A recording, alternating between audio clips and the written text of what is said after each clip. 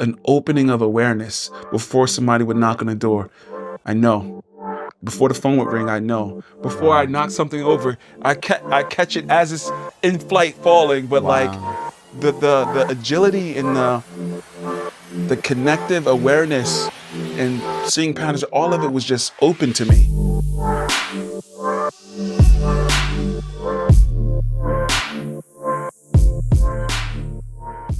Welcome, everyone, to Passion Over Fear, the podcast where we navigate our fears to align with our passions.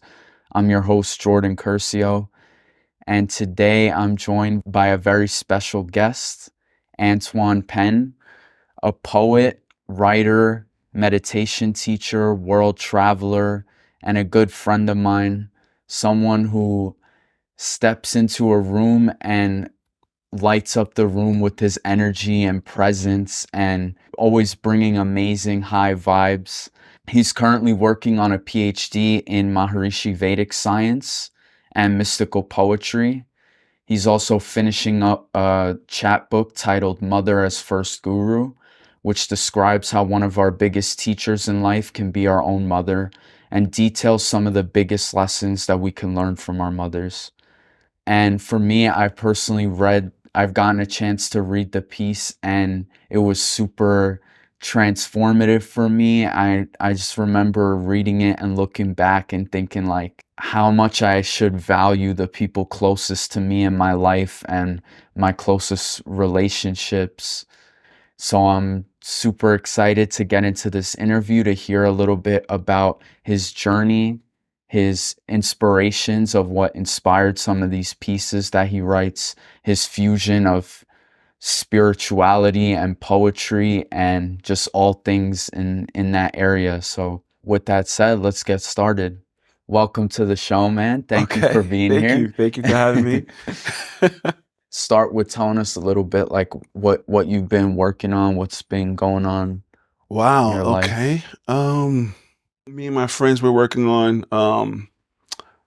a not a nonprofit faith-based organization that we launched back in January called Babel Nice. Elm. Nice. It stands is Arabic for the door of knowledge, and it's all about bringing sort of this interfaith discourse between um, world religions and different wisdom traditions in the Nice. world, and kind of like extracting personal meaning for ourselves in our lives and finding the goal of all those systems Mm, and just bringing it out to the world. that's beautiful. Yeah, So you're connecting people worldwide that's the through, intention.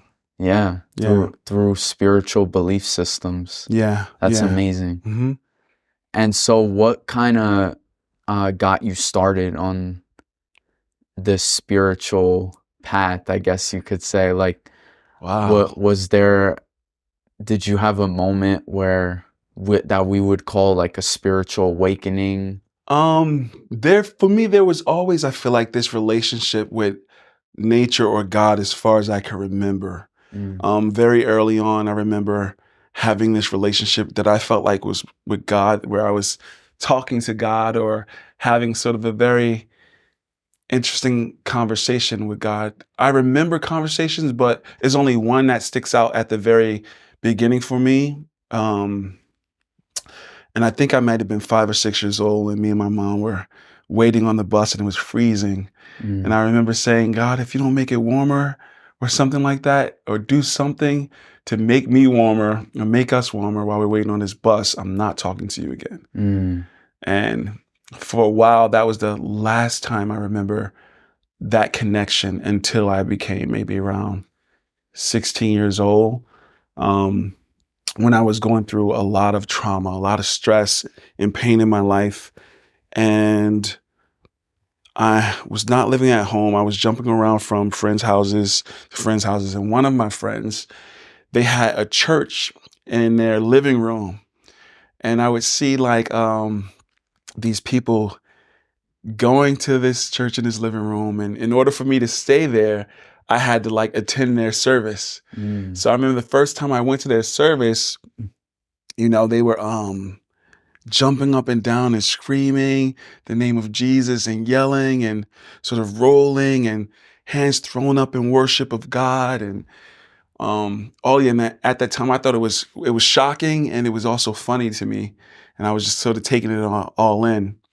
But after a couple like weeks, I remember still having the key to my mom's place, and she wasn't home. I knew when she wasn't gonna be home, so I would go there when she wasn't there because we were Mm. bumping heads like crazy during that time. So I wasn't living there. But I would go there when I knew she wasn't there to just relax and just chill and like be out of somebody else's space and Right. into the space that I was familiar with.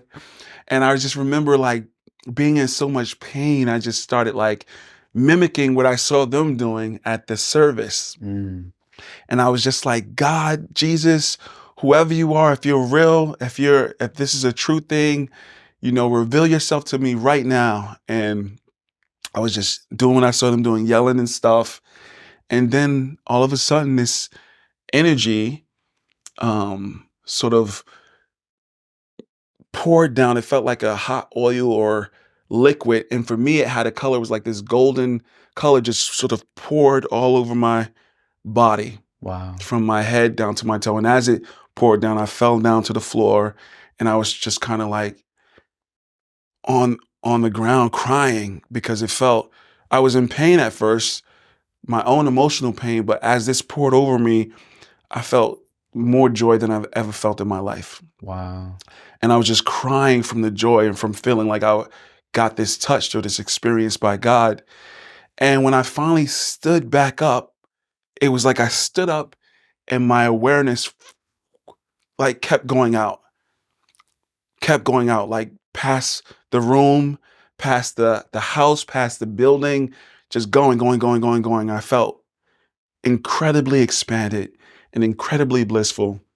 And this feeling lasted for weeks. Wow. For weeks, I was just walking in this blissful state. Like I was different after that moment. And um my relationships changed. The way I saw the world changed. Like everything I looked at had like this incredible sparkle in it. Mm. Like when I would talk to people, it's like I could see and feel this love on them and in between us. And it was just this incredible exchange that I ended up having with others, this deep self love I felt for myself.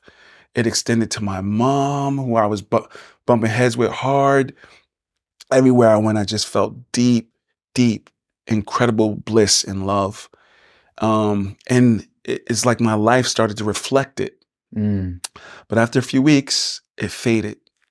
Mm. And eventually, um, the stresses and traumas that I had been going through that I felt like were gone returned. Mm. And um, it got real dark for me at that time. And that's when I just figured, like, I need to find out what that was. Mm. Whatever that experience was, I had gotten a taste. And that first taste was all I needed to kind of set the rest of the course of my life, even though it's been with many like down times and rough times, that set the course of my life, that one experience. Wow. Yeah. And you said you got a taste of it, and then that kind of led you to, after it faded, you were like, I need to figure out what this is. So Yeah. what did you do? Like, Wow. So the first thing I did was I ran back to when it first originally happened. I ran back to those people's houses. We called them the Saints, and I'm like, "Yo, this happened to me." Da, da, da. Like, I was at my mom's house. I tell them the whole story I just told you, and this lady said to me, I think her name was Sister Shirley or something like that. She was like, "Baby, you got saved, sanctified, and justified by the fire," or something like that. She told me. Um, and I was like, "Oh wow!" Like those things. Yeah. That's what that was. And so that during that time, like I 15, 16 years old, I was like I started going with them to church. They had this different church down south somewhere. So I would like jump in the car with them and ride 15 hours down south Wow. to whatever church they were going to and, speaking to the pastors or of these organizations and prophets and this kind of stuff. And they introduced me to the Bible in a deeper way. I started reading the Bible. Um, and getting like different understandings and stuff from it. Mm. But very quickly I learned that like I don't know how this insight happened, but there was it was like my relationship with whatever had happened was informed by that moment Mm. that happened to me. Whereas it felt like the people I was speaking to, their relationship with what had happened to me was informed by what they read in the Bible. Ah, okay. And so while I was able to extract some gold from it, I wasn't able to kind of completely take on everything that, all the narratives that were going on in there and make it mine. Just because of a lot of other things that happened to me up until the point of 15 and in my teenage years. Right. And so I followed that for a little while, studying like the Bible. And then I found another non-denominational, because I think they were Pentecostal Christians. I found a non-denominational um, Christian place where this guy, he was known as the prophet, also another prophet, and he was studying Christianity, but he was also studying the Kabbalah and the Quran and all these other different mystical texts. Mm. And so I started kind of to study under him and learn about Maimonides and like different mystics who were Christian mystics, Jewish mystics, um, Islamic or Sufi mystics and stuff like that, who all seemed like they spoke in one voice. You Mm. know, on the surface, their messages weren't always the same, but when you looked beneath it, it was like they were pointing at the same thing. And that same thing they were pointing at seemed to be really, really similar to what I was experiencing. Mm. And so I learned somewhere during that time that I couldn't look at the surface level of any of these religions, not to disrespect them in any way, because they all have their value. I respect them all. But from my experience, it was coming from the aesthetics in those traditions who helped me really understand what the experience was happening, that the experience that was happening inside of me. The Mm. aesthetics, the mystics, the Right. people who went deeper than just the surface value of the narratives that they were reading in the Bible or the Bhagavad Gita or the Quran or, Right. those things. I needed something that spoke to the aesthetic or mystical experience that I had that Right. was separate from the text or the meaning they projected onto the text. Mm. When I think I was maybe 21 or 23, somewhere between 23 and 21 when I did this extended water fast that again changed everything. It was probably like that experience I mentioned when I was 15 or 16 years old. The water fast that I did around 20 something, early 20s, was probably the next major significant thing in my life. How did it change? What experience was that you had? Man. So by the time I was in my early 20s, I was again in this space of like trying to figure out how to not be consumed by the pain that I was in. And by that time I had been studying different religions and cultures and stuff like that. Mm. Um, and I discovered water fasting. I'm like, Mm. oh, like, so there were these mystery schools in Egypt where, they would make people go through water fast. These are things that I've read, right? Yeah, yeah. Water fast in order to get into these mystery schools. And oh, like that's right, Jesus did this prolonged water fast for 40 days. Oh, and I think Pythagoras had to do this water fast for this amount of days to learn what he learned in Egypt or what have you. Or there were like different things and different people who I discovered throughout these different religions who did water fasts. The Islamic faith, they have Ramadan, and Right. there were so many things pointing to it, Right. right? So I'm like, all right, I'm going to do a 40-day water fast. In my head, that's what I thought. Right. But um, at that time, I could only do like half a day, and then it went to one day, and then 3 days here, and going through like craziness with the detox, right? And then eventually I got to 5 days. And then, I was still going to meet different mystics and spiritual people all over the place, people in the hood. The hood have their own version of mystics like that are sprinkled about, and witches and people who like study different exoteric things that like once you start running in those circles, you start to learn who's who. Yep, yep. And so, I would have these group of people that I would like kick it with sometime. And I was telling them like, yeah, I'm trying to do this water fast and da da da. And one time this guy, I can't remember his name actually, but he was like, "You're gonna make it past the ninth day this time. You're gonna like." He had this energy. He was just like, and for some reason when he said it, I was like, "You're right, man. I'm gonna do it." Because I just knew the water fasting was the key to something. Like, because Right, everybody from all these different faiths were pointing to it. right. Um, so I think it was that time, or maybe the time I water fasted right after this connection with this guy, whoever he was. Very interesting dude. Can't remember his name though, but I made it to like 31 days on that time. And it changed everything. And that's no water, or you Oh no, drink that's you drink water. water. Okay, okay. Only water, no Only food water. Yeah, yeah. for Wow. 31 days. Wow. And it was amazing, man. It was amazing. Like the first couple of days weren't so amazing because I was Right. living in these projects in Newark, New Jersey. And you know, uh sometime on the water fast you get really weak, and that's not a place you want to be walking around frail and weak. You Mm. know what I mean? Like Yeah, it's yeah, just yeah. not a good look unless you try to be a mark, or a Right, target, I mean. right. And so not to make Newark seem all bad, because Newark is also an amazing place. That's Yeah, my yeah, home. I love it, and there's yeah. some other shit going on there as well, you know what I'm Right, saying? right. So um so I was starting water fast. I was 10 days in and getting really, really like weak, because you haven't eaten, and you can oscillate between like the anger, hangry, you Mm. know what I mean? Right, right.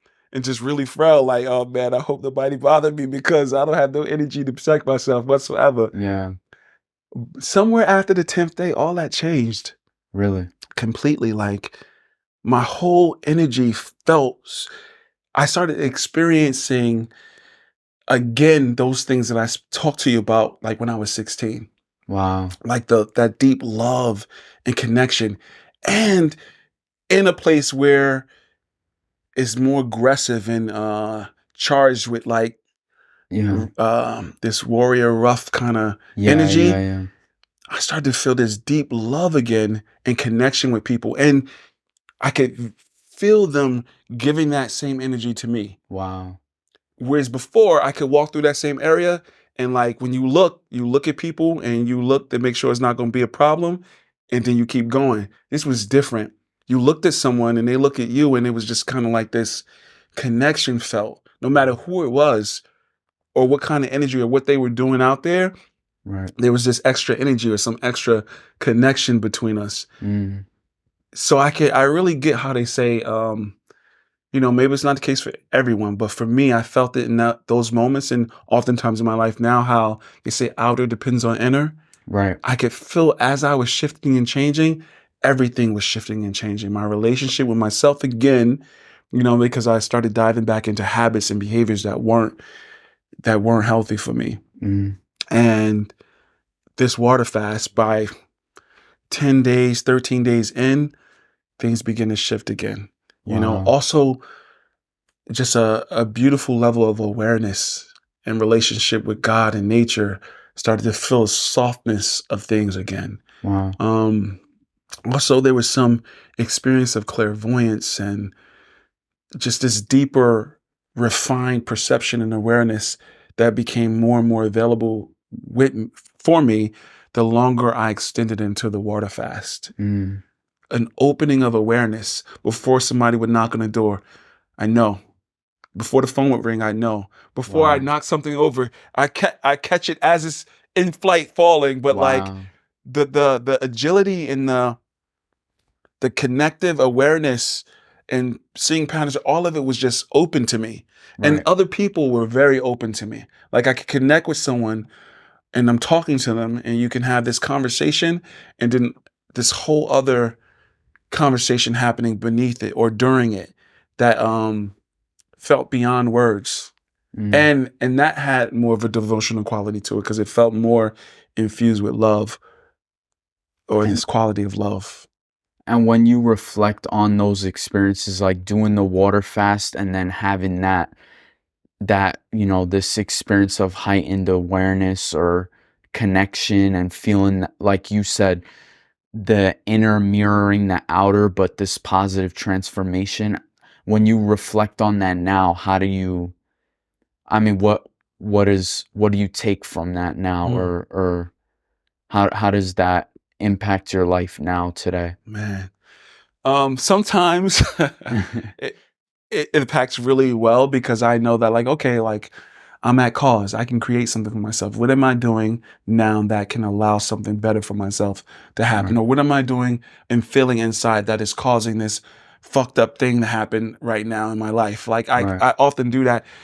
And it's a balance, right? Because if you're not in the right mental space, it could like lean into shame and like guilt, Mm, like, if I like wasn't putting that experience on a pedestal. exactly like, Yeah. oh, like, maybe this didn't work out for me because I'm messed up inside and Mm, I didn't meditate consistently this week. So now all of these things that I planned is not flowing as frictionlessly, right, or right. or I could, be in a headspace of like, wow, all these things are going well. I must be doing well. I'm meditating, I'm water Yeah, fasting. yeah. Da, da, da. I have to be careful with how to navigate that Right. mentally. It's so crazy because after my mom passed, so much of her downloads and things she told me and the things she was about is like you know how you ever hear someone say you don't sometimes you don't know what you have until it's gone. Mm, It's kind of one of those things like oh shit, like that was that and that was that and this was, oh, that's what she meant by this. And, you kind of like have this storehouse of all these experiences, right. but you have no idea what they all mean until it becomes relevant for your life or what someone who loves you is trying to show you. There's some goals somewhere in the mix of that. Mm, And I had trouble when I was younger deciphering what was that. But now that I'm older and I can look back through these experiences as I remember it, I can really see so much gold, which is why the name of my poetry book is Mother as First Guru. right. Because without the lens, that she first helped condition, I don't know where I'd be. Mm. And so as you talk about you feel like looking back on it, she taught you so much. What do you think is the biggest lesson overall that you've learned from her? Hmm. I think never to give your sovereignty up to any one person, place, or thing. Mm, Never. wow. Not a guru, not a teacher, not a lover, not a religion, nothing. People can inform you and give you data points to which you have to have the capability to maintain your subjectivity as a reference point, taking in those data and then making the best decision to go forward. But I think sometimes we get really lazy in life or just really stressed out or really in pain and we want somebody else to take over the driver's seat. But ultimately, we're all responsible for what we're able to create with this life that we're giving. Wow. You know? Yeah. A lot of that goes into this new poetry chapbook that Yes. you're writing, Mother Yes. as First Guru, Mm-hmm. which kind of details some of the lessons you learned from your mother and Yeah. just a lot of that wisdom, right, that's shared from her. Yes. So you have a piece that you wanted to share Yes, with I would us? love to. Cool. This poem is called Mother as First Guru, the same name as the chapbook. Nice. I, whom once was and shall be again, an organ in your body. I, as every man before me, and whom shall ever be, bow down. You are my creator, before I, as creation, could even conceive of one. And I, in my ignorance, have traded you for the sky. I bow down, prostrate at the door of your celebration, Grant me entry to my origin, mother. Tell me my story. Trade with me the one I've made up. Mm. Wow. What does that piece bring for you? What this poem means to me is just this idea of like narratives will never be the answer. Mm. They will only ever point to the answer, Mm. which is why, I say in the poem, trade with me the one I've made up. Because nature, natural law, this experience can never fully be truly articulated. Mm. These narratives will only ever point at an experience that can only be known if it's lived. Mm. That's beautiful. Thanks, bro. Yeah, it feels like this knowledge that and wisdom that she brought brings you back in touch with that Yeah. purity in yourself. Yeah. And I think that's really a gift. Thank I you, think bro. that's really amazing. Thank you, Yeah. man. I appreciate that. Yeah, I'm blown away with how much we look over nature. Mm. We look over the sacred that's in the way nature moves. And we make up these stories, you know, about it when it's right in front of us. Like we were an organ in our mother's body at one time. At Mm. least these bodies were. You know what I mean? Yeah. That's the portal we came through. That's Mother Nature. Literally. You know? Literally. Yeah. It's like we can't lose our connection with that. Yeah. It holds that purity in it. Yeah. Yeah. Yeah. And it's funny, like, when you think about these conversations going in the world, like women's rights Right. and, all these things that come up and these questions, these political things that, for the most part, so many of us look over that are so incredibly impactful and important that we like look at like what's going on to nature and the planet, but also how that the atrocities that's going on in nature and the planet is reflected in how we treat women. Mm. Like we treat them and appropriate them like we do the planet and the planet's resources. We treat them like some commodity that we can Mm. choose to do what we will with. Right. Like that is nature on its head. And we will destroy ourselves if we don't get it right eventually, sooner than later. Right. I mean, as a species. And reflecting on that, if there's one thing that you could say to start doing for yourself or for others. To answer the question, I guess more clearly for myself, like what could I do? Help spread awareness, right? Right. So that we're not just being willfully dense and ignorant about what's at stake, right? What's at stake is us losing something that keeps us uniquely human, that allows us to be humanity. Right. The thing that connects us is at stake. And that's everything. I mean, whether it's the planet, whether it's our mothers, the love for Mother Earth and the love for what connects us, those things are at stake if we don't connect back to it. Right. Yeah, that's well thought, well put. Yeah. And also, I mean, you talk about sharing the awareness. You're cultivating the channels to do that with your poetry. Like I said, reading your work really touched me. Thank you, bro. And all these different themes that you laid out in your work, I thought it was very impactful and had me self-reflecting. Mm-hmm. So I'm excited to see how you'll do that with your poetry or Thank you. in your organizations like Babylon. Thank you, man. Yeah. Appreciate it. And Is thank that you for all you're up to and all you do, bro. Like, I'm super excited for like what you're getting up to with your social media, with your podcast, with your world travel, bro, with Thank your you, man. languages. Yes. Thank you, man. Thank you. Yeah, so is there anything else you'd like to share?